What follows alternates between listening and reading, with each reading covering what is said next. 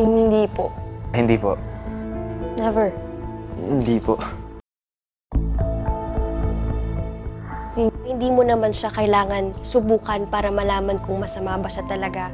Ang dami ng nasirang buhay dahil dun.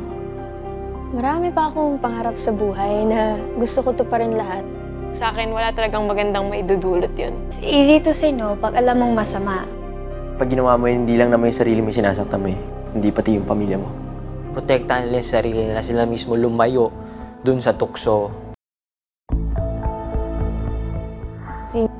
Wag. Wag. Wag. Wag. Wag. Wag.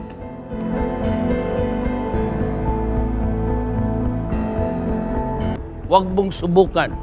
Masisira ang buhay mo at sa huli ang bayan mo.